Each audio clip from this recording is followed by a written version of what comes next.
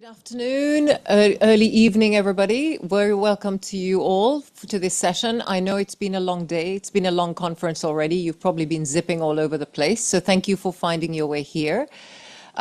We have in store for you a very interesting session. We've heard a lot about worker voice, data collection methodologies.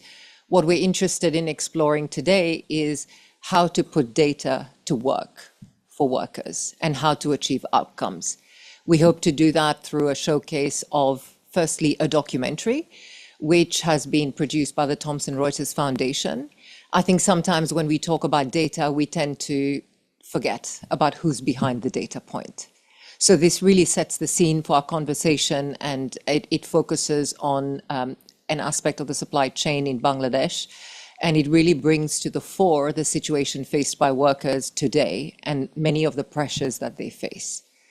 So with that, I'd like to introduce myself. My name is Archana Kotecha, and I'm the CEO and founder of the Remedy Project. I'm grateful to Labs Initiative and also to the Thomson Reuters Foundation for giving me the opportunity to moderate this panel. So the order of events today is we'll kick off with an 11-minute documentary. And there will be a quick Q&A with Albert, who produced the documentary. And this will be followed by a panel discussion with an expert group of panelists who will really highlight the different ways in which they're using data to really transform the lives and situations on the ground. So I hope that sounds okay. And with that, we'll get started. No popcorn is provided, by the way. You can't talk about fast fashion without talking about Zara.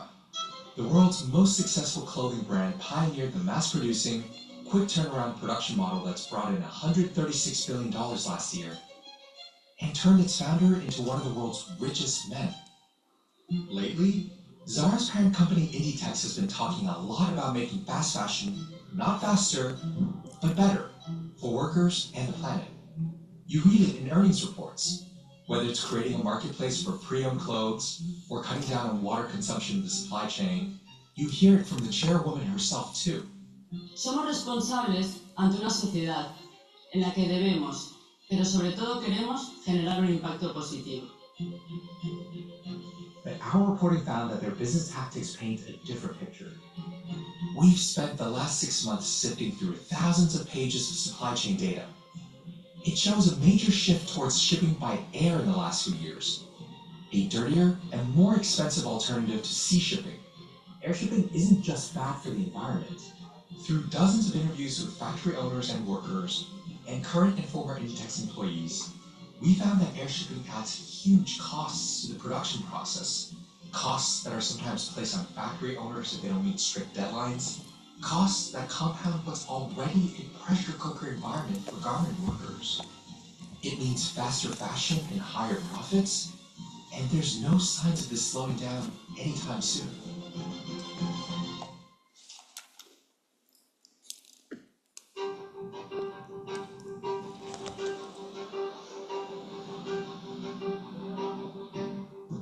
When you go into a Zara store like this one, you'll find clothes that have traveled thousands of miles to get here. Some of them were designed as little as a few weeks ago. It starts at Inditex HQ, Zara's parent company based here in Spain, where employees monitor the latest fashion trends and sales figures, create designs, and put in orders. Those orders are distributed to factories in about a dozen countries, like this one in Bangladesh, where clothes are produced as quickly as possible. This worker, for example, will be sewing one piece of a Zara puffer jacket every minute. In a month, this factory will have produced 22,000 pieces. To hit these targets and keep clothing racks around the world full, some garment workers are pushed to their limits.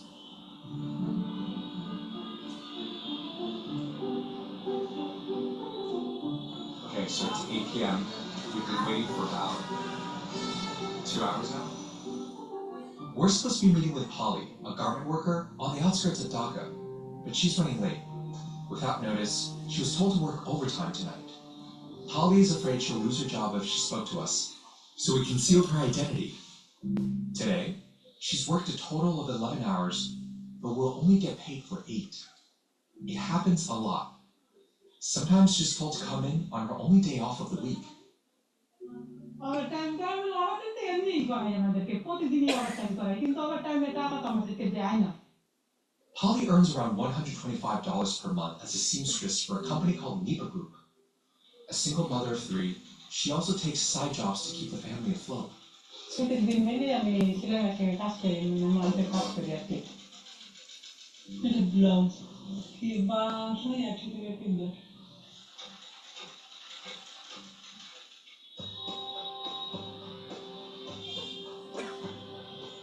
Polly is one of around 4 million garment workers in Bangladesh, producing clothes for some of the world's biggest brands: Zara, H&M, Uniqlo. Her employer takes regular contracts for several brands owned by Zara's parent company, Inditex. While the experience of workers at Nipa Group like Polly are unusually abusive, most of the dozens of garment workers we spoke to described stressful working conditions. Lots of unpaid overtime work when orders need to be quickly finished, sometimes up to 19-hour workdays. They told us wages are often late and barely enough to cover their expenses. Polly's colleague Millie is 7 months pregnant, but she can't afford rent or even a bed, let alone checkups during her pregnancy. মনে করেন আরো মাসে কিছু টাকা বাড়ে এটা থেকে তো মনে করেন আমাদের রুম ভাড়াটা দেওয়া হয় কিন্তু সেটা তো ওরা দেয় না মনে করেন Millie, Polly, and other colleagues told us that supervisors at Nipa Group abuse workers and threaten them to produce clothes quickly. অনেক মনে আমার 3 বছর চাকরি পাইছে মানে 50 জন একটা মারতে দেখেছি মেরে হাত পা ভেঙে মেডিকেলে ভর্তি করতে দেখছি আমাদের নিজস্ব ওকে অনির্দিষ্ট মানে অনেক বোকাবাজি করে তেমন খারাপ ভাষা করে এগুলো তো উচ্চারণ করা যাইতেছে না আমি উচ্চারণ করতে পারতেছি না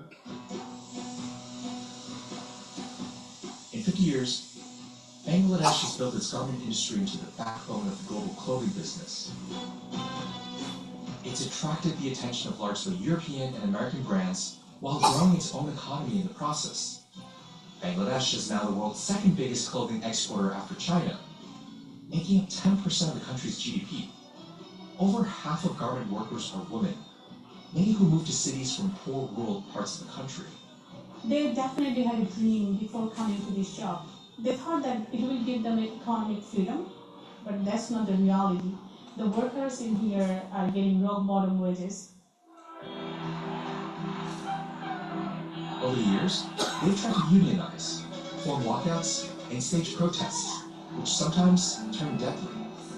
Still, take-home pay has only risen by less than 1% in the last 4 years, while inflation has gone up by 9%, and workers continue to struggle. Meanwhile, companies like Inditex are continuing to find ways to make all of this faster. They built a business model and a logistic model that is really addicted to speed. This is David Hackfeld, a researcher at Public Eye, a Swiss NGO focused on sustainability issues. With his help, we spent months tracing Inditex's supply chain, and we noticed a shift towards air shipping in multiple countries including Bangladesh, India, and Turkey, a method that can increase carbon emissions by as much as 35 times. So far in 2024, Inditex transported a quarter of its clothes produced in Bangladesh by air, a 26% increase compared to 2023 in terms of value of shipments. Our calculation shows that this would have emitted almost 500,000 metric tons of CO2 equivalent. If sales is very good, and if they feel taking goods by sea, then their rack will be empty, then definitely they will take by air or any other means which could be faster. It's not just about the carbon emissions. There's the human toll here too. I want to bring you back to the factory floors, a pressure cooker that's optimized down to the stitch for high speeds and low costs. Now, imagine cranking up the dial on that pressure. According to multiple sources, that's what the high costs of air shipping does. Sometimes the costs are picked up by Inditex, but other times they're passed down to factories if they can't deliver orders on time. আমাদের meeting করে বলে যদি signal সময় মতো না দিতে পারি তাহলে ইয়ারে সিগন্যাল দিতে হবে আর যদি সিগন্যাল না হয় তাহলে লাইট করতে হবে হ্যাঁ আমরা এটা জানতে পারছি যে এটার কারণে মালিকের অনেক লস হয় এটার কারণে আমাদের দেখা যাচ্ছে যে শেষ সময় গিয়ে আমাদের একটু ডিউটি মানে অতিরিক্ত কর্মঘণ্টা করতে হয়। What sustainability is when you are paying a rock bottom wages to the workers in your supply chain, or you are not caring about the environment? We asked Inditex how often factories pay for air shipping and whether those costs affect working conditions or pay. They said they work with suppliers to find solutions in the infrequent case of delays. They did not elaborate on what those solutions are. When asked about NEPA Group specifically, Inditex told us they were aware of problems there and are taking steps to address wage and labor issues.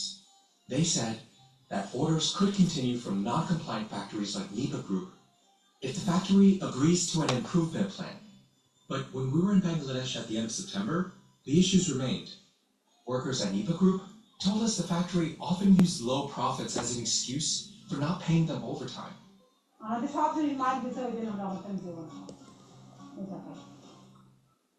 Brands need to be more focused on being responsible when they talk about profit.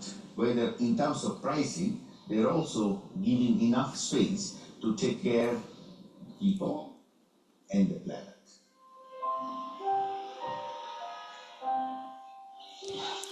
It's Friday, Holly's only day off in the week.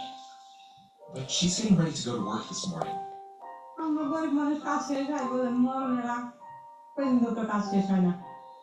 Many factories here shut down for days this past summer because of heavy flooding, as well as massive protests that shut down the country earlier this year and overthrew the previous government. Now, workers like Polly are being asked to catch up.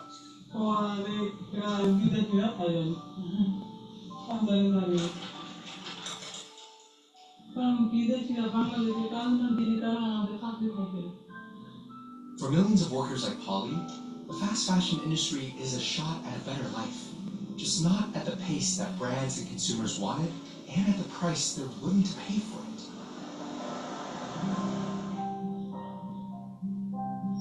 বাচ্চার কিছু ভবিষ্যৎ করতে পারবো এর জন্য এই মনের আশায় আকাঙ্ক্ষা নিয়ে আমি এসেছি ঢাকা শহরে এসেছি চাই যে গার্মেন্টটা একটু ভালো হোক চাই যে আমাদের বেতন ওভারটাইমটা একটু সুন্দরভাবে দেখ এটাই চাই আমি একটু বাচ্চা পোলাপান নিয়ে যাতে একটু সুখে শান্তিতে থাকতে পারি পড়াশোনাটা একটু ভালো মতন করতে পারি এই আর কি মানুষের মতন মানুষ হয়ে যাতে হয়েছি বড় হয়ে ভবিষ্যতে কিছু করে খাইতে পারে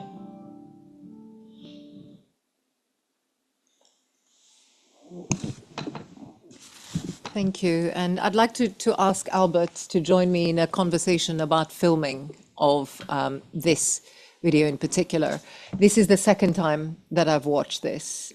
And I've picked up some details I missed from the first time around, but I think there are a few things that really register and hit home really hard. One is, who pays for this?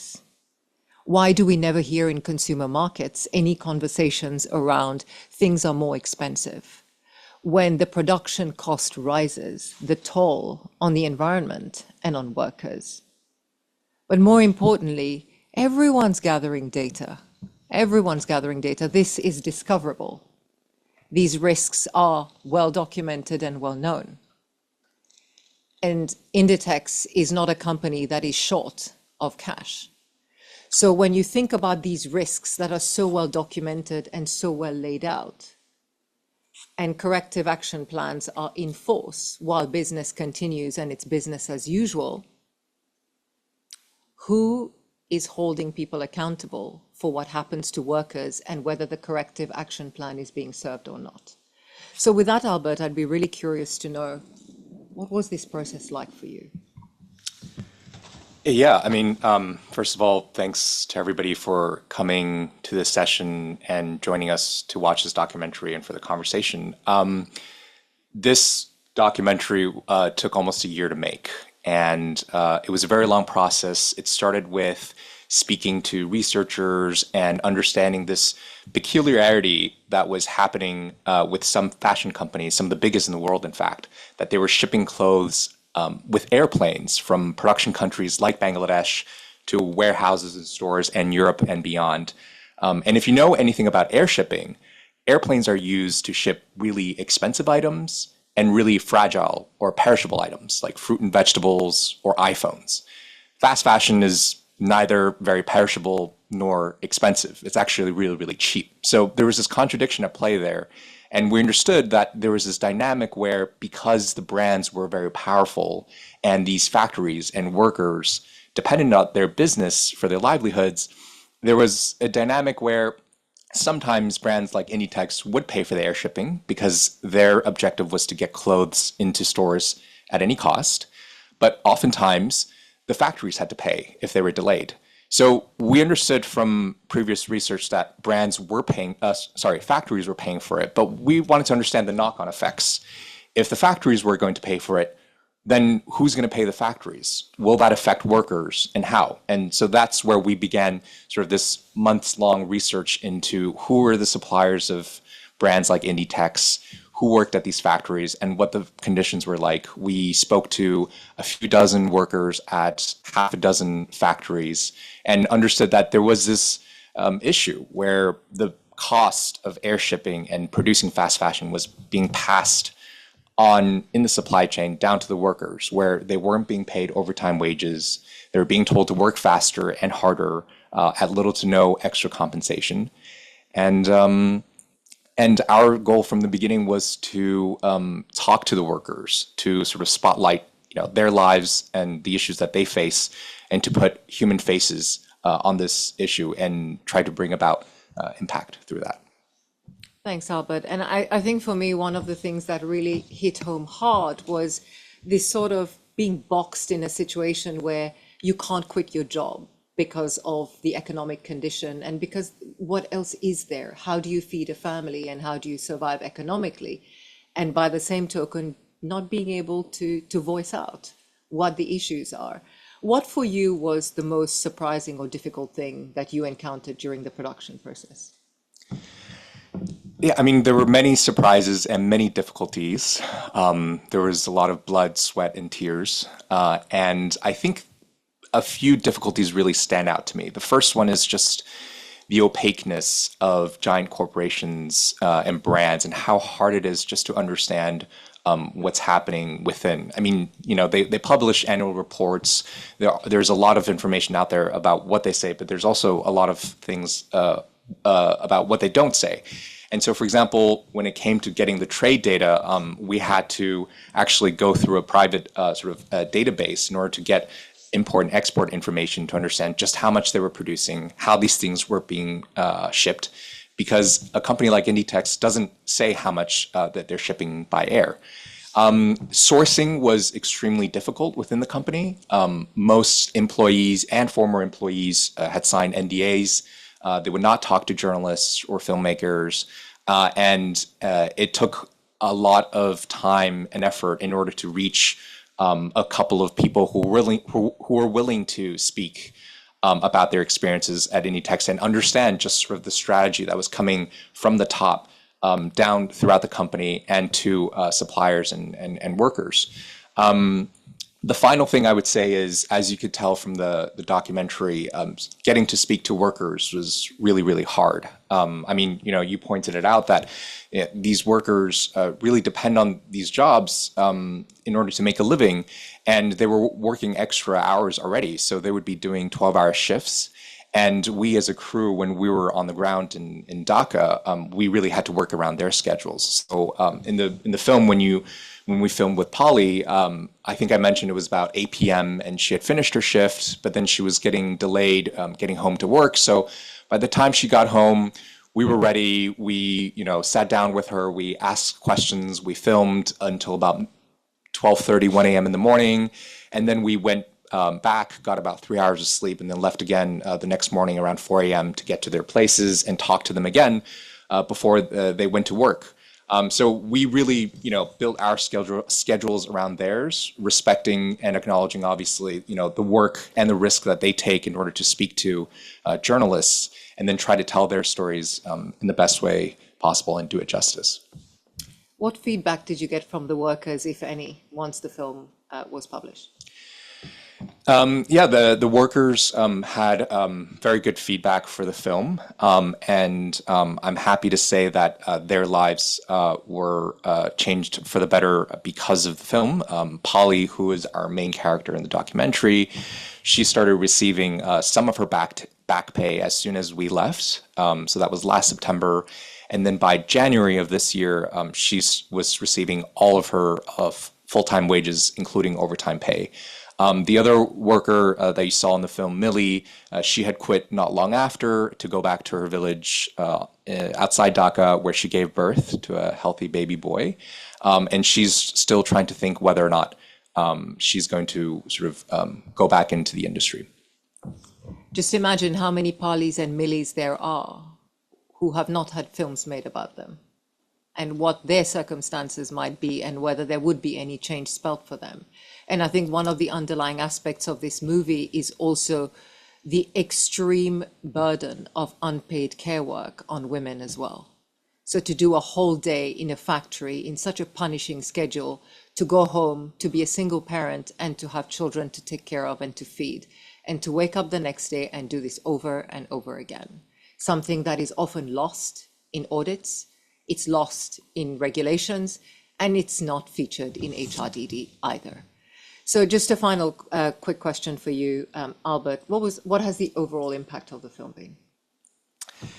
Yeah, the film has just had a lot of different impact, which we were really happy to see. It was been picked up by other media outlets, including The Hindu, which is a major newspaper in India. It's been cited in several reports. It's won a few awards. We presented a screening of this film at the EU Parliament in Brussels in front of a few MEPs from different countries and different political parties. And one of the really interesting things that came out of this conversation was these MEPs, after watching the film, we were engaged in the conversation about CS triple D, I got that right, and CSRD, two major pieces of legislation within the EU that seeks to regulate supply chain transparency and responsibility for corporations. And their point was that despite the fact that this legislation's been passed, the implementation from member states has been slow and sluggish. And they were saying that despite sort of all these obstacles, it's really, really important after seeing a film like this to acknowledge why those regulations matter and what it takes for that to be done. So those are just some of the impacts. But I would say, going back to what we said earlier, for me, and I think for our production team, without whom, by the way, this film would not have been possible. It took, more than a dozen people to make this film. The biggest impact by far has been working with the workers, hearing their stories, and then hearing about how their lives have been before and after the film was produced. Thank you, Albert, and thanks very much. Albert will be joining us for the Q&A at the end of the session, so if any of you have any questions for him, please save it for then.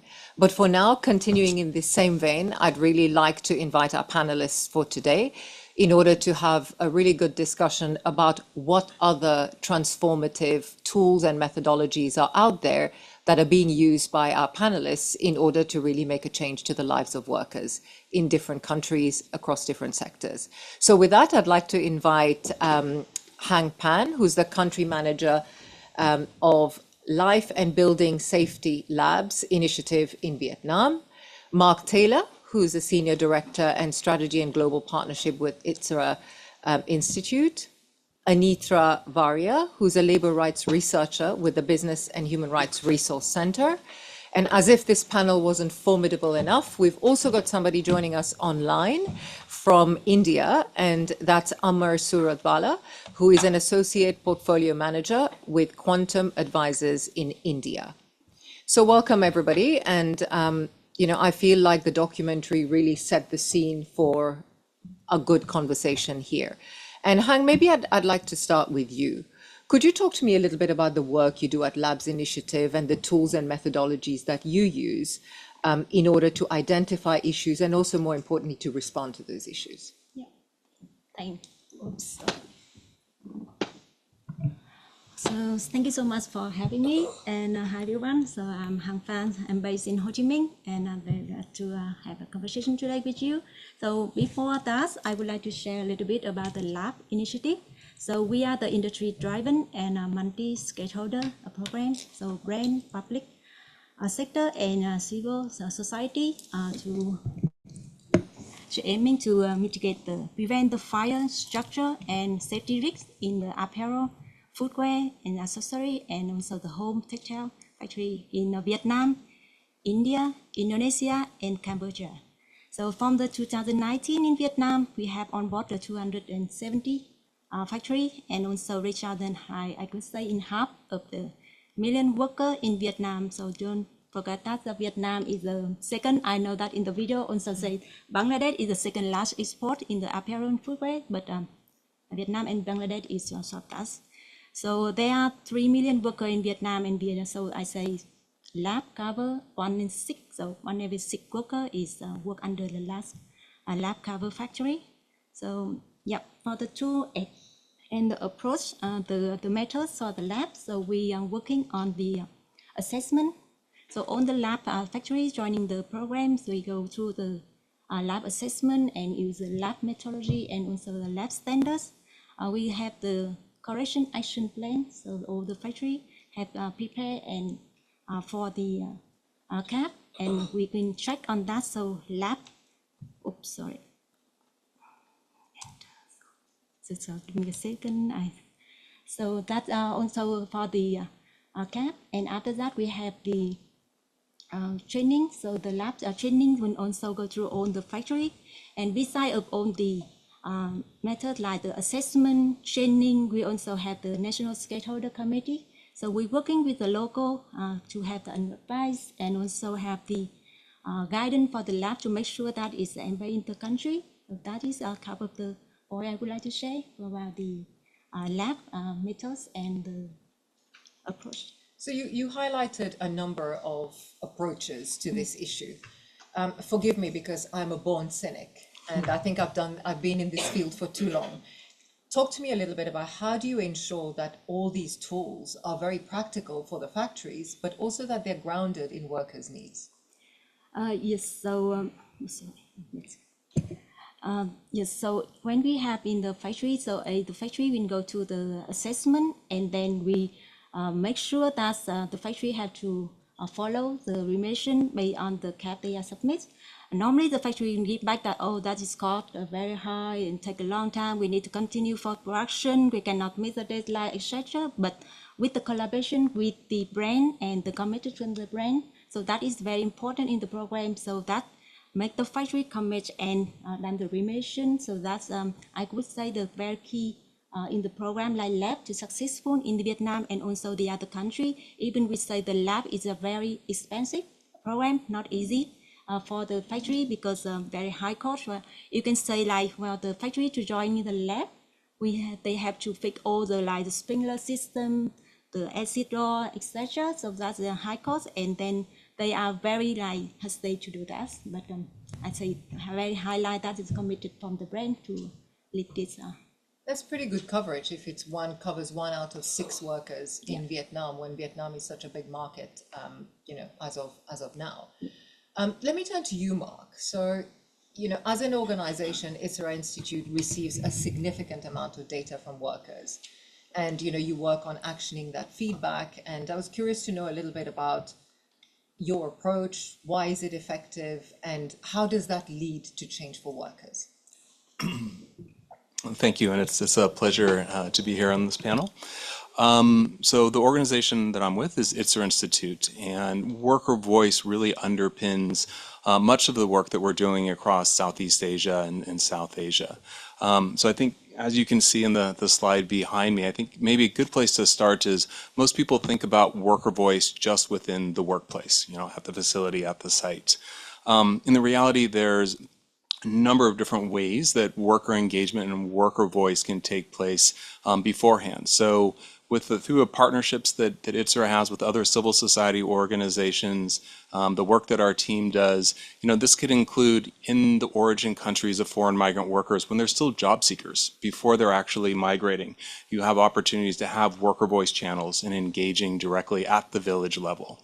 That can carry through from when workers actually arrive at the doorstep, perhaps, of the recruitment agency at the city capitol. Maybe they're going for different interviews or going through the process. So you can hear from workers about their lived experiences up to that point.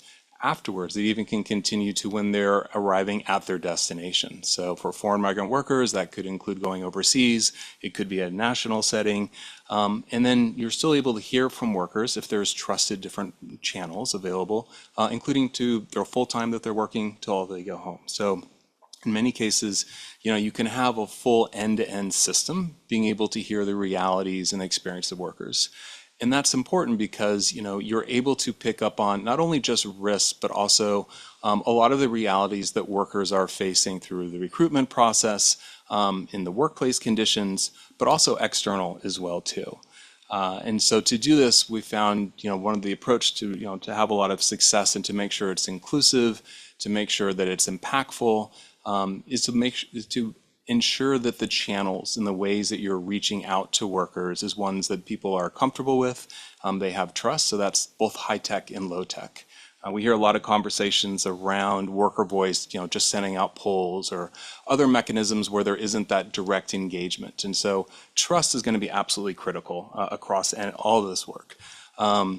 So if you can have team members that speak the same language as workers, the same nationality, many times ethnicity, to, establish and to hear what the realities are, because many times what workers are also first communicating about and feedback, it may not actually address the root cause issues that are taking place. So the more information that through trusted channels is helpful, if you can do that in person, but the technology really enables the scale and reach. It enables you to go ahead and hear from workers at a time and location that they feel comfortable sharing information. So for example, we're not actually asking sensitive questions at a workplace. That's just not a safe way to go about it. But you have, closed Facebook chats, you have your traditional hotlines, you have social messaging platforms, Line, Viber, TikTok, Zalo, WhatsApp. We're across all these different platforms because these are platforms that workers are comfortable with. And so if you can go ahead and basically build that trust, have the safeguards in place as well, which also requires that human touch to really understand and risk assess what the environment, the situation is. If we could go to the next slide. Thank you. That enables you then to actually have a much richer picture of the realities that workers are facing. And so when you have this ongoing feedback from workers, what that enables you then to do is to understand more about how is the business or how is the policies of global buyers actually cascading down and impacting the livelihoods of individuals.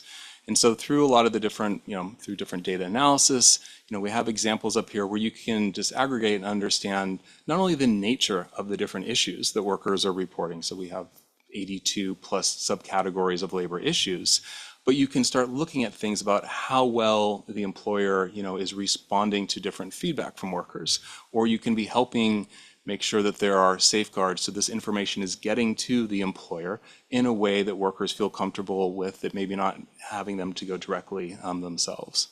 So over the years, just in the last 2 years alone, through ITSR as well as the network of NGO and civil society partners, including local trade unions, we've been able to support over 230,000 cases for workers of remediation. And that's because workers trust it, but also because the suppliers themselves have basically are doing the remediation.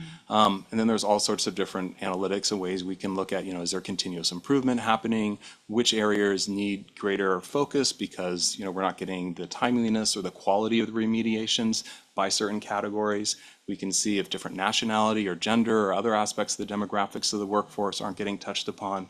And all this basically enables both the employer to get access to better information. It identifies where there may be gaps in terms of actually how they're implementing. And then ultimately, we're hearing directly from workers throughout this whole process, giving them more agency so they can be sharing, is the process actually in the investigative process, the impact corrective action plans, are they really having the impact that they're intended to do so? Thank you, Mark. I think what really resonates with me there is one, the trust building, which starts even before workers get here and all the way through. The end-to-end process, so not just gathering the data, but actually actioning it and having a feedback or accountability piece at the end.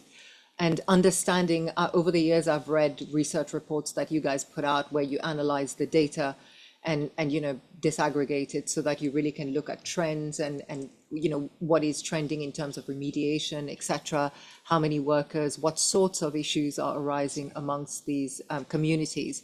I particularly like the combo of high tech and low tech. I think as human beings, every human being desires to be seen and to be heard. And that might be more than just sitting behind an app and responding to a series of questions. And it brings us to that really important aspect of stakeholder engagement and meaningful stakeholder engagement. So with that, Anitra, who should own and control worker dialogue data, and how do we ensure that it's actually used to strengthen workers' bargaining power rather than brand reporting? Yesterday, I was in a session where the question was raised, if you continually use worker apps, is that really individualizing issues in the workplace and therefore undermining collective bargaining, as opposed to really encouraging an atmosphere where people can come together and find common resolution? I mean, listening to Mark at this point, I don't think there's any point discussing this with me because he's got the perfect system all worked out, but I'll give it a go. So my name is Anita Varia. I'm a labor rights researcher with the Business and Human Rights Resource Center. So to jump straight into it, I think we can all agree that technology is in no way neutral, right? We've seen it time and time again that algorithms, platforms, they embed existing dynamics, power dynamics, and most often they exacerbate it, right? So worker voice technology, for example, can very often not be any different. So what we at the Resource Center have been advocating is a code of ethics when it comes to really dealing with the nitty-gritties of worker voice technology.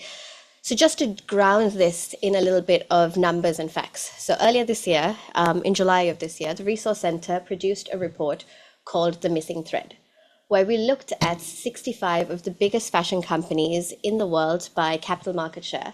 And we looked at how they were talking about a just transition, right? Just essentially just talking about it, not in action, just looking at how they were dealing with the concept of a just transition on paper. Out of the 65 companies that we looked at, this is a great statistic. 60 of them said that they believed and they wanted to embed freedom of association through the supply chain. Right now, naturally, that gets your hopes up. You're feeling, things are working. But then when you dig a bit deeper, we found that when you really got into the crux of it and you're just like, oh, okay, FOA, great. But how are you really engaging workers? Only 6 of those 65 companies even acknowledged that workers were part of their conversations, or that trade unions were part of conversations on decarbonization, on net zero, any of this really, right? Which is a horrifying statistic, right? 6 out of 65, right? So here's the danger. If brands control the technology, the questions, and the reporting, to me, it's almost like a student who then does his homework and marks it himself, right? He's doing it, he's creating the questions, and then he gives himself a little tick. All of this looks fantastic in a sustainability report. Very shiny, beautiful, really. But in terms of accountability, it is in no way accountable. And let's be very honest, it isn't worker power. We also need to be very honest and have a bit of reflection on the situation that we find trade unions in right now. And also how brands are functioning. Inside brands, human rights and sustainability budgets are very finite, right? They're possibly the tiniest budget in these large brands. There's always a temptation then to have a quick answer to things. And the quickest answer is a scalable, easily accessible app, right? Instead of putting the money into the slower, harder work of freedom of association. And let's not forget, unions are already constantly fighting for survival, right? If technology is rolled out without recognizing this reality, it risks running unions ragged, piling more responsibility onto them, while giving them none of the resources they need to be able to tackle the issues that come with this technology. Something that we can maybe think about and learn from is that, for example, in medical research, right, when you're going in for a test or research or whatever, there's a simple ethical principle of informed consent. People must understand what they're agreeing to, and they must have the right to withdraw. Worker voice technology has to be the absolute same, right? It has to follow the same logic. Clear purpose, informed consent, and the ability to say no.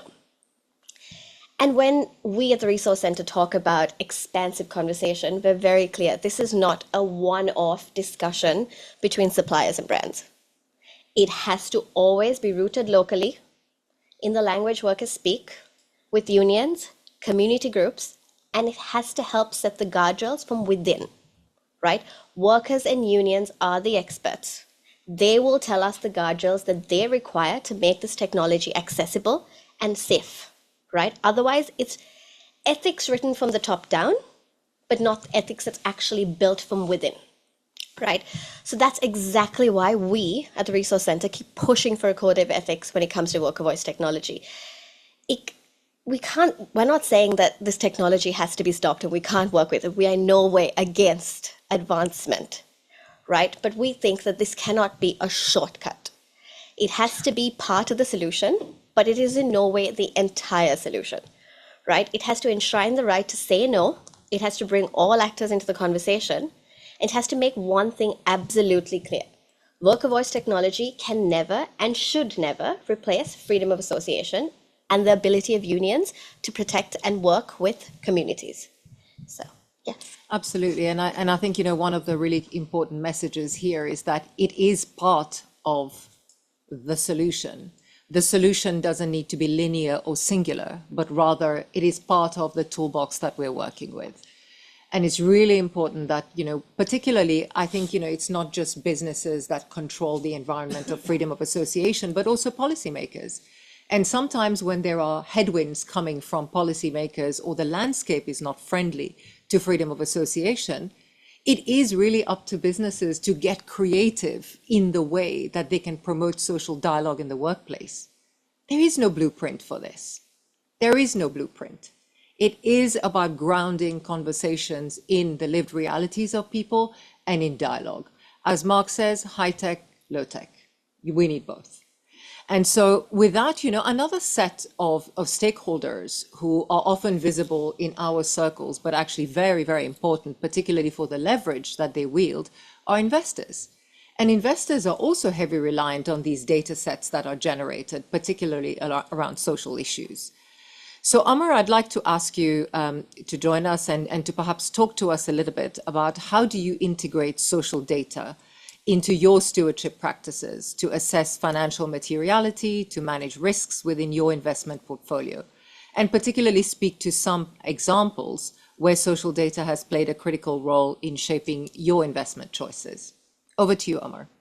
Hi, I'm not sure if I'm visible on the screen, but I hope I'm audible. You are Anyway, so yeah, good afternoon. I'm Amar Suratwala. I work as an associate portfolio manager with Quantum.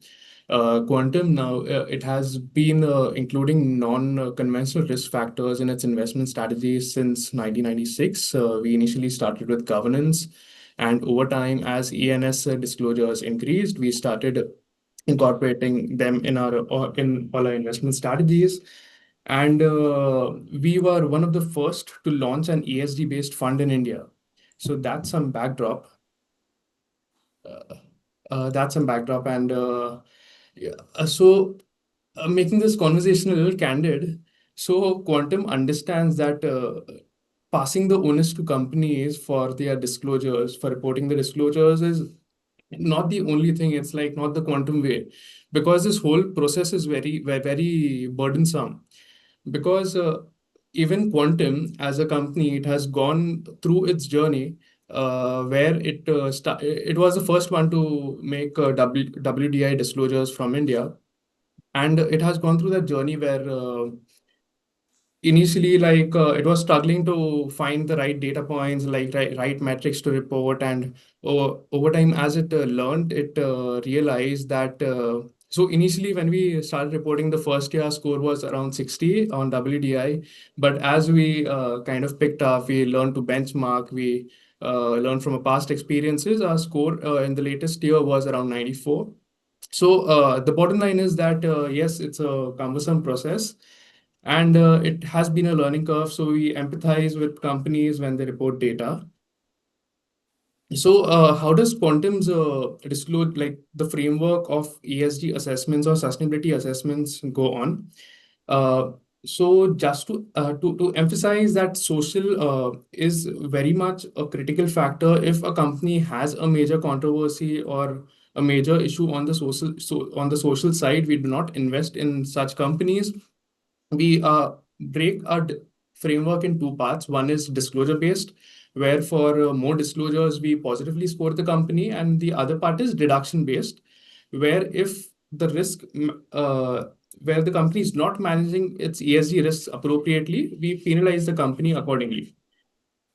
And how do we look at the workforce disclosures is that our way is to break it down in two parts again. Like one is the risk exposure, like say a business, to understand whether its risks emanate from say talent retention risks, or whether it's okay. This is you are like looking at my scenes, my Yes.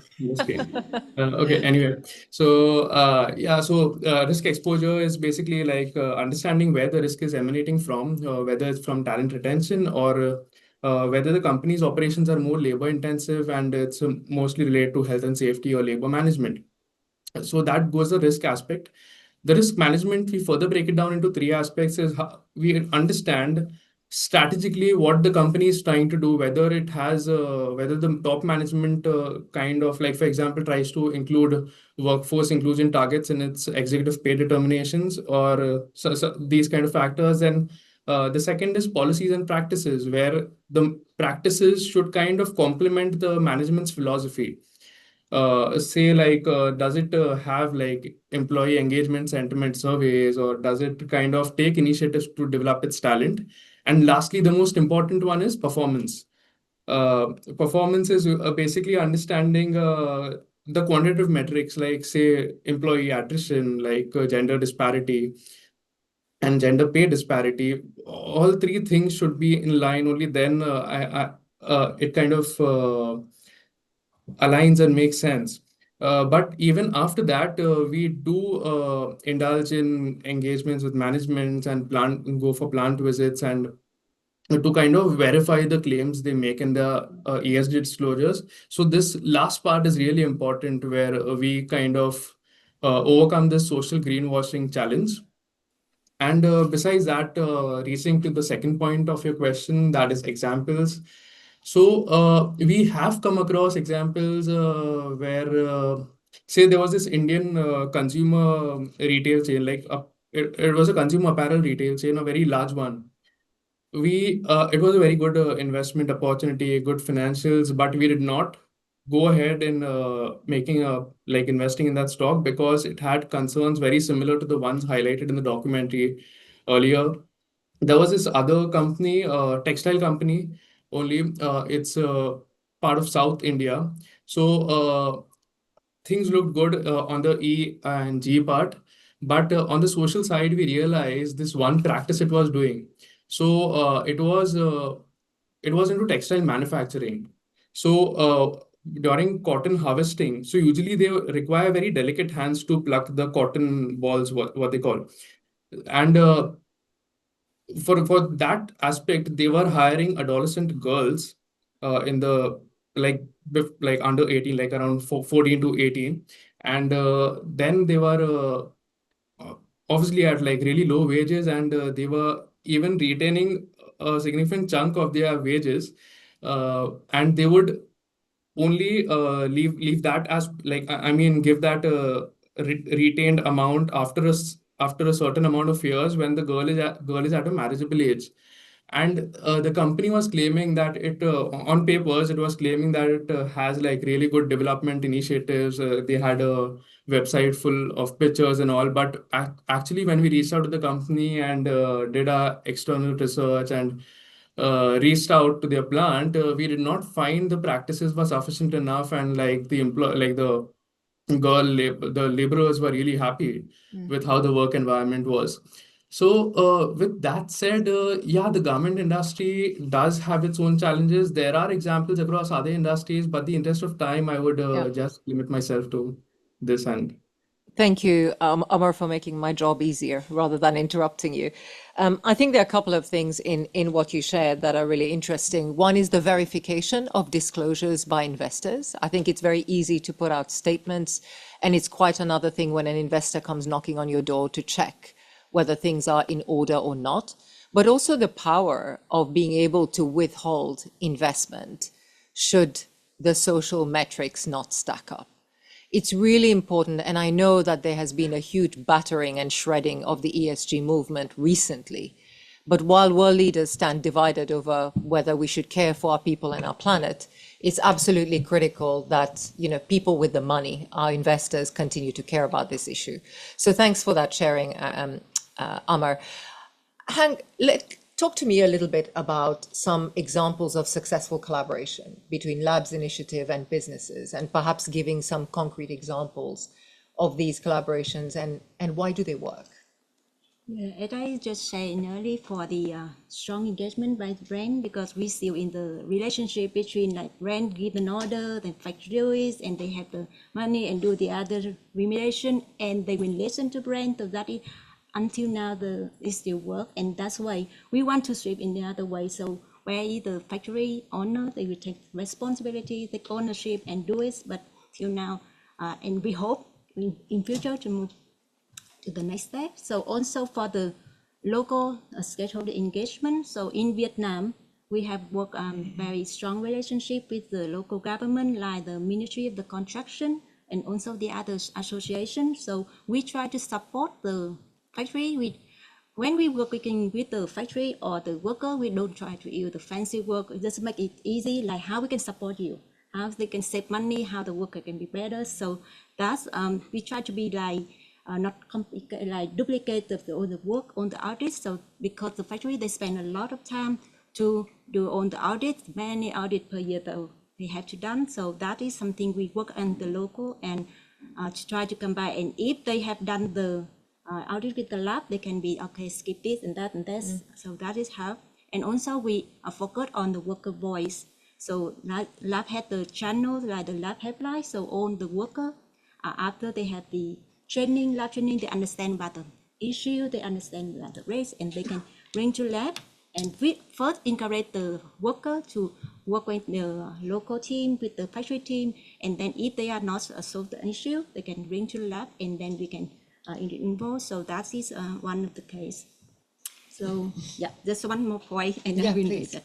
And there's one thing in the lab, data has consistently showed us the factory have the strong internal audits, so that will be like have the culture, the prevention that will have significant long run. So I will give an example like this, like the maintaining a car. If you look at the check the engine regular, so to avoid costly for the breakdown, and for the same for the factories, for the building, if they are have the maintenance regularly, so they have very fewer issue when they have an audit. So that is the low for the remediation cost, because actually the cost for the remediation, some of the country like Cambodia, it can be like 1.5 billion, 500K for the remediation cost to join the program. So for example, on the factory join lab, they invest very small, like we say, one of the thermographics scanners, so they can check all of the electrical panel to find out the hotspots, so that before it becomes dangerous. And that's equipment cost only same cost about an iPhone, $1,000, Wow. but they can check regular and find all that before it happens. So that's matter, because the electrical is a high issue to lead into the incident in all the apparel factory. And just last point in Vietnam, in last 2 quarters, so every 1 month we have 2 incidents in the apparel footwear alone. So that is high issue in our industry. So that's how. Yeah. That's really interesting, because it shows there's a triangulation using the data that you have with the audits in order to build in prevention, so that you can avoid future disasters. It always baffles me why very often businesses wait for disasters to strike and then get into, let's react to this, as opposed to get in front of the problem by using the data sets that you have, but you may need to triangulate and you may need to put things together in order to get a better picture of what's going on. Anita, I want to come back to you. What mechanisms do you think can ensure that worker voice data in particular translates into binding action and remedy for workers and not just wonderful disclosures that are great for compliance? I think we see a lot of wonderful disclosures, but trying to move beyond that.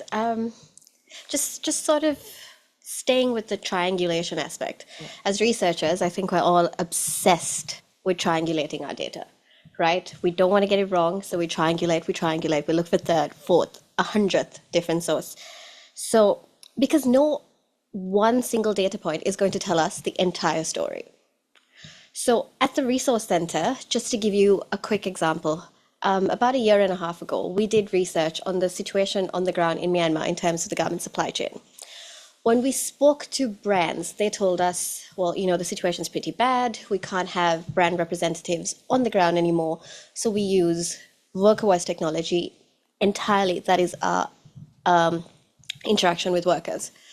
We then spoke to workers and we said, you know, how's everything going? You know, what's been happening with you? And they said, oh, you know, we're terrified and we're convinced that we're being surveilled by the government through our phones, right? So what happens then is worker voice technology can be secure, it can be safe, but the perception is that this could also be maybe a ploy by my government in a situation that is as volatile as Myanmar is right now to surveil them. So that perception was enough to deter them from giving honest reactions to brands with regards to the situation on the ground, right? So that is, I mean, as a researcher, that is a terrifying thing to contend with because that shows you the level of disconnect with what is happening. Brands are convinced that this is the only means by which they can have those conversations, and workers don't feel in the least bit secure sharing those information that the brands would require essentially for their ESG declarations or any type of remediation. So this is why, again, I'm sorry, I'm going to sound like a broken record to all of you. Freedom of association. It is not optional, right? In our report, we presented data. So again, sorry, the Resource Center does a lot of research. We did a piece of research called Just for Show. It was research on freedom of association across 5 different jurisdictions in Asia. And essentially what we did was we looked at if there was existing legal frameworks that brands, suppliers, and even workers could utilize to push the freedom of association. And they do exist, right? Every single one of the countries, Sri Lanka, Bangladesh, Cambodia, Vietnam, there are laws in the books. So the requirement is very much there.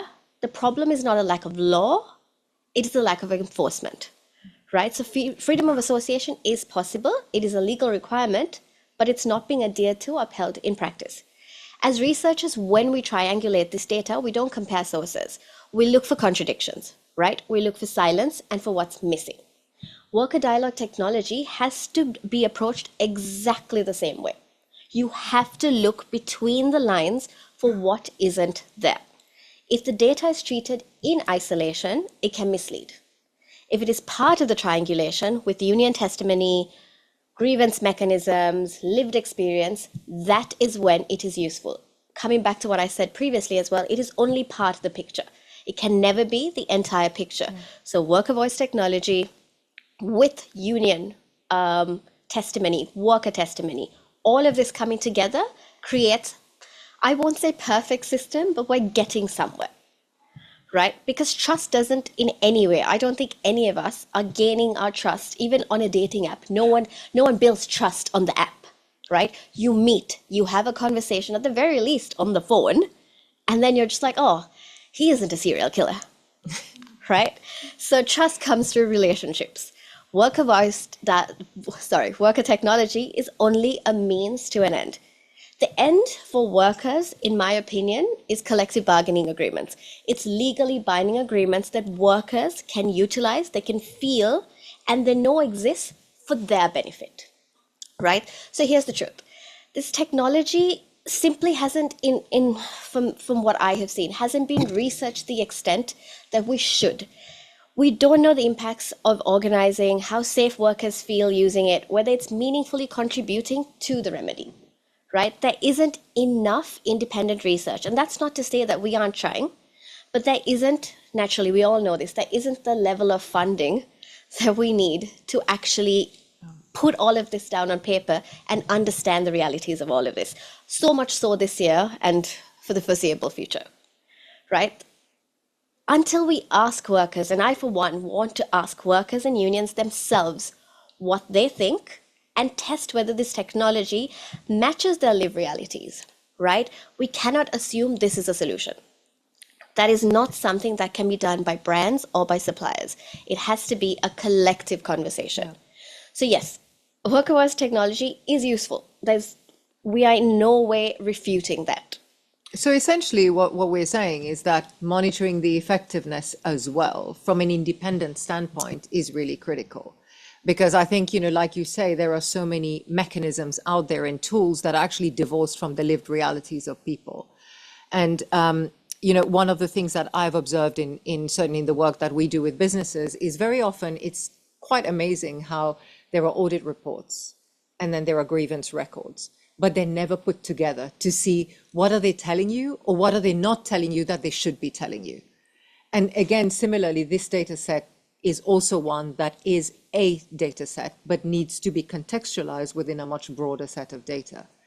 So that brings us to the big picture question, Mark. What are your thoughts about the direction that worker voice is heading in? Thank you. So maybe I'll just build off of what you were saying a little bit here, because I think it's really been interesting. I mean, here at the conference, just, having worked in this space for the last 11 years, so many other great civil society organizations and partners that have different worker voice mechanisms, channels themselves. And the discourse is so different now than what it was, a decade ago. I think just the upfront acknowledgement about where social audits are in this space and going beyond audits has changed just dramatically. I think what the concern is a little bit is, it's worker voices become, I think, used to individuals' own sort of to adapt to their own tools, own sort of shiny objects, to the point where it's been diluted, co-opted, I think, in many cases. So, the ability to really ask, I think, the more discerning questions is necessary. So we're not talking about reach metrics. We see a lot of that. Oh, we've reached this many workers, or this many polls have been, deployed, and so on. We really need to connect the dots, I think, as you're saying, is, is it leading to meaningful impact and change, both for workers, but also for those employers or the businesses that it's connected to. And so one of the things that I'm super excited about the future for worker voice is because this space is changing. Because I think, we've seen through, at least in our neck of the woods, through this network collaboration of civil society organizations. So as I mentioned earlier, there's about 24 organizations, local trade unions, CBOs, our own organization, ITSER Institute, that are coming together on a common platform to really uplift and elevate and getting civil society to have a voice at the table and have more accurate, reliable information about the realities it's having with workers, because they can safeguard, because they basically, it's ongoing feedback, right? It's not point in time. So if we can take that information and plug that back in a way that's, helping make better business decisions. And this is something else we're really excited in, through a Walmart Foundation grant and a Target Foundation grant. We're now looking at what the next iteration of that platform can look like. So it's not just about compliance. It's not just about where my risks are. It's actually about how can we identify the better performing actors, the better performing recruitment agencies, the better performing suppliers, and give them space to shine, because they either have well-functioning worker voice mechanisms through this network of different collaborators, because we can actually see how they're responding to grievances that comes back. It's looking at, other different elements, that are outside as well too, that that businesses, for instance, feel very proud about. They've worked hard, so we're looking at certifications. Maybe we're also looking at a broader scope of indicators that can really highlight those businesses where workers are thriving and they're really taking this seriously.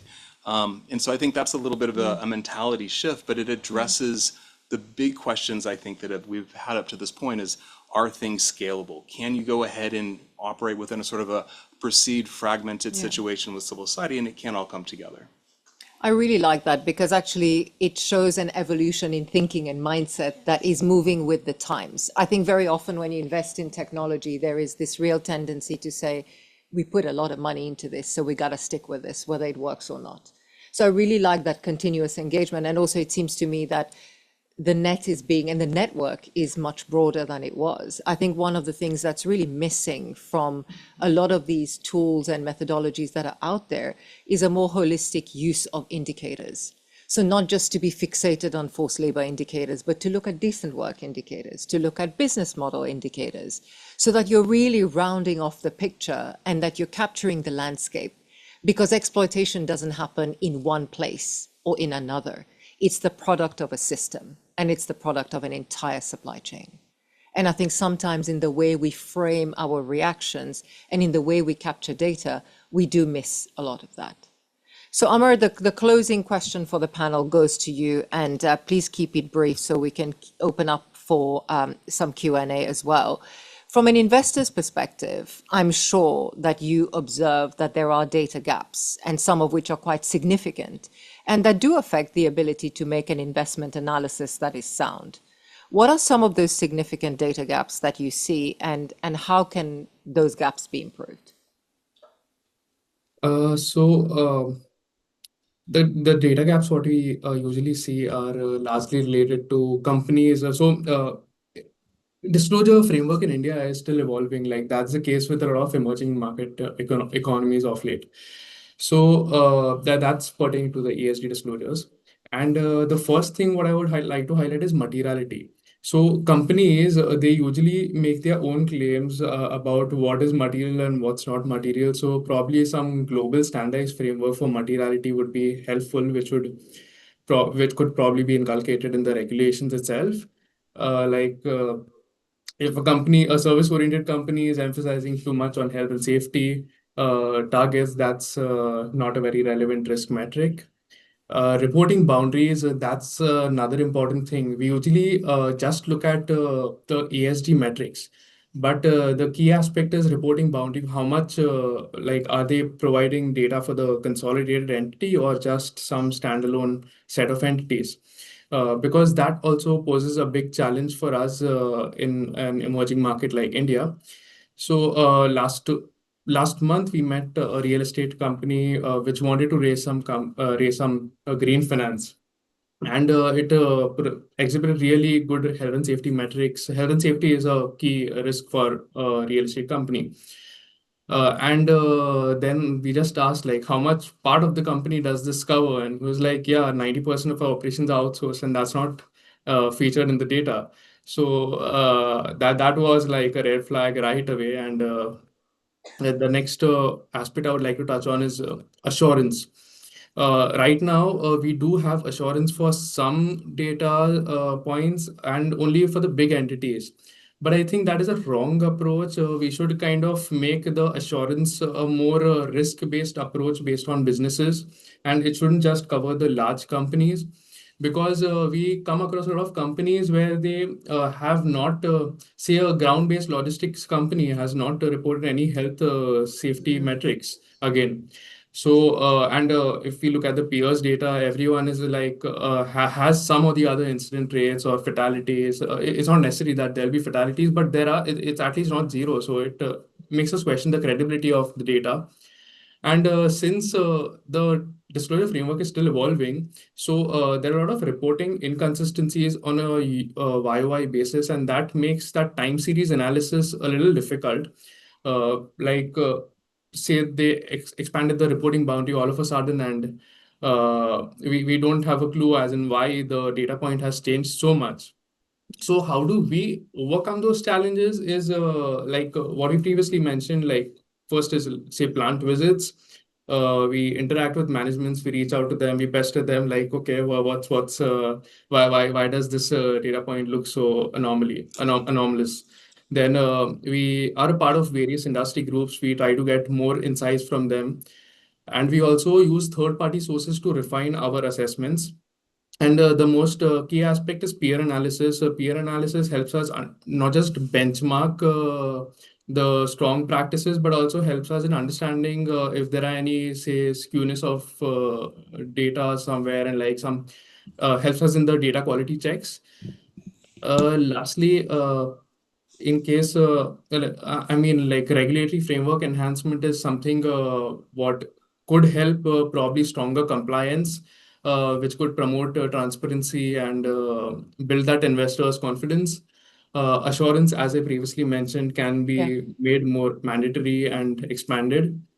And the last part is just, sorry, just for this last point I want to make, it's important. Like MSMEs are a backbone of any emerging economy. Like in India, it accounts for like say 30% of the GDP. That's the case with all emerging economies. So some provision could be made where we get them on board, where voluntary disclosures would help them kind of get some kind of tax subsidies or some kind of subsidies, incentivization for reporting such ESG metrics. And that's it.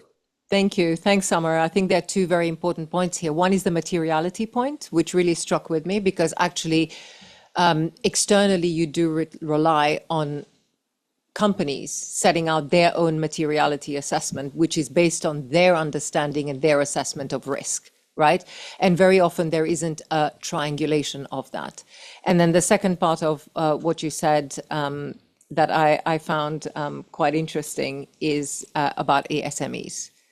We didn't talk much about the SMEs, but really, really important to incentivize SMEs so that they can come into the fold, they can be encouraged to disclose as well, and they can also be part of the investment landscape because, you know, that is where a lot of investment should also make its way so that, you know, the whole ecosystem as a whole can evolve. But thank you so much, Amar, and please stay with us. So I'll now like to open up for Q&A. Albert, would you like to join us? If you can just give me an idea of if you want anyone in particular to answer your question, then do let me know. Albert's also part of the panel for Q&A purposes. Okay, yes, please. Not a question, just a comment. Sure. When it comes to freedom of association, especially in India context, I can say that one of the key block is the casual migrant workforce. You pick up any industrial belt, Tamil Nadu, Gujarat, anywhere, and because now the workers are traveling 1,000 kilometers, they are not open to unionizing or anything that sort. The other thing is when it comes to unionizing and freedom of association, you cannot divorce that from the political landscape, especially in India.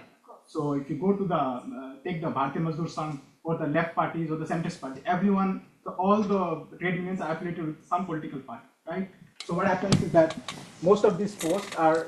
Can you use the mic, please, so that those online can hear? Yeah, so most of these are appointed political posts, right? And for example, I can say in Tamil Nadu last year, Samsung, there were some workers who wanted to unionize Samsung, and it was backed by only one trade union that was on the left. And what happens is that since everyone is affiliated with some political party, the parties don't want to scare away the investors. So only one left union supported it because left is not in power in any of the state except for one state in India. So you can see that, you know, what challenge can be because the political landscape and the informal casual migrant labor, that is the reason why freedom of association has become a very tough situation. Thank you. Thank you for sharing that. I think we're all very painfully aware of those realities, but appreciate the view from India. Any other questions or observations? Any thoughts? Please. Sorry, could you wait one moment?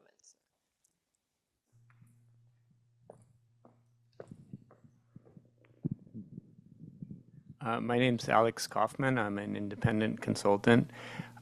Yeah, I heard some great arguments on both sides in terms of the trade union process and retaining that, as well as you know, both the positives and negatives of using these voice worker data collection systems. I'm thinking in within the context of Thailand, where, you know, in the garment industry, which is kind of, I believe it's been dwindling quite a bit over the years, but there's really been very little collective bargaining or trade union movement. And on the other hand, the Thai government has regulations in place for welfare committees. And then, so I guess what I'd like to hear is within this context, both primarily from the first two panelists, do you think these systems are further undermining the ability of workers to carry out some kind of collective bargaining process, or do you see ways that how can I say, intertwines with either the welfare committee process, or would you like to see it go in a different direction, or is there no solution, I guess is the... Mark, would you like to start, and then each can pick up? Sure. No, I thank you, Alex, for the question. So to reply to a couple different aspects of that. So I think first from the Worker Welfare Committee, I think the direct experience hearing from a number of different workers is that it can vary dramatically in terms of how effective it is. We've seen situations where sometimes it's more lip service. There's management. There's others that are involved that kind of dictate kind of the rules of the game and how information gets fed back. We've heard in some cases that certain populations are getting excluded depending on the makeup of the demographics of the workforce. And sometimes they can work quite well. So I think you see a wide range in that. Certainly different technologies, different worker voice channels can help support and advance those that are working well, those kind of committees.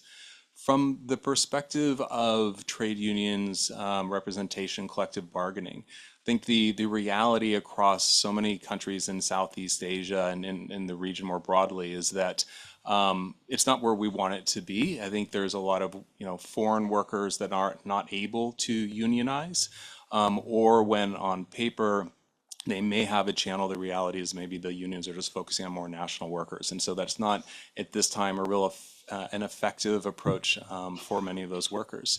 And so for example, for the work that ITSR does in the different tech, on the high tech side a little bit more, we're collaborating with local trade unions, in Cambodia and Nepal and other different locations. So they're actively seeing the value. They see how it can help advance, their own mission and support for workers. So I think there's a lot of opportunities. It's not sort of an antagonistic one, but it certainly, I think, can be helpful as we're working to try to get some of those, the collective bargaining and others in place, because it's been an uphill battle for a long time. Thank you, Mark. Anita, would you like to add anything? Honestly, I can't really speak to the Thai context, I'll be very honest, but I think we've seen a lot of the same issues that you're talking about in not in the sense that the garment industry is dwindling, but with the welfare committees, and also, I don't know if everyone's familiar with the concept of yellow unions. Yes? Yeah. Of course.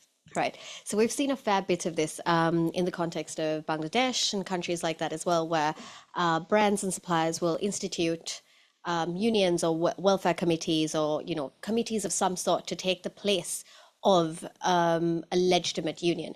And we've seen that, honestly, it'll be very short. We've seen that instead of really being able to work with this system, what it has done is essentially undermine the setting up of legitimate unions, undermines the process of collective bargaining, undermines real worker representation and worker voice in factories and in the supply chain. So for me personally, I struggle to see how this would all come together, simply because of the way that welfare committees and this type of institution has been manipulated to sort of take the place of meaningful representation. Thank you. Thanks, Anitra. Any other questions, thoughts? Vidhi, yes. No, thanks for the very interesting panel. My question is that we've been talking about worker voice tools, right, and how it's individualizing grievances versus the good old collective bargaining methods. And sometimes data gets fallen off the cracks. So I just want to ask, for businesses that love clear pathways and roadmaps to things, and in the backdrop of reduced fundings and, oftentimes there's one person within businesses looking at these things. If there was one way to put it for a business, I know it's a difficult question, but if there's one way for businesses to go forward on listening to workers and doing something about it, what would it be? Ooh, I'm glad I'm moderating and I don't have to answer this first. Moderators, Pan, you've been quiet. I'll put that question to you first. So as in my speak and my present is a little bit different from the past. And for the lab program, the worker voice also very important, but because that very like technical program, and the worker here is more working on like training at the knowledge awareness, and then for the worker voice to raise the difference. So maybe I still have to pass to my colleagues here. So to answer the. Okay, Mark, quick thoughts. I think quick thoughts. If you're going to have to drill it down, we'd want to focus on the impact and really seeing what kind of outcomes, and you're able to connect those dots if you're having to look at the investment. Honestly, I'm just floored by that question. I think me personally, we sit so far on the other end where it's just like, oh, business. It's very difficult to really contend with a question like that. So I think, again, it comes down to impact. If you don't make a case for impact to a business and you don't make a case for their bottom line, there's no way that you move beyond that, right? So I think that if you're able to make that case of the economics of it, you can maybe push the needle slightly. Thank you. And Albert, I'll put this question to you because you've been observing business, you've spoken to workers, you've been on the front line with workers. What does it look like from your perspective? Yeah, I mean, I think I agree with what you all were saying, and I think the transparency part is probably the biggest one. Where I mean, it's understandable in some cases where companies choose not to disclose certain information or talk about things that they hold really close to them. But anything that they reveal for the sake of a public good would probably be helpful for everybody in the longer term, for themselves as businesses and for people on the planet. So we're at time. I just want to wrap up by saying, in answer to your question, Vidhi, that it is an ecosystem. Any company that can only do one thing is not going to do the right thing. It is an ecosystem because you have multiple stakeholders, internal and external. The supply chain is very diverse, it's very complex. But more importantly, I think for me, the battle often remains, are we talking about risk to business or are we talking about risk to people and planet? And are they necessarily divorced from each other? So the ecosystem allows you to identify what are risks to people, what are risks to the planet, and where there is impact, you really understand that actually risk to people and planet is the biggest risk to business. So with that, I thank you so much for joining us in this conversation today. And I thank my esteemed panelists for this great conversation. And I've certainly learned a lot today. Thank you very much, everyone. And Albert, thanks for making that great documentary, which really set the scene.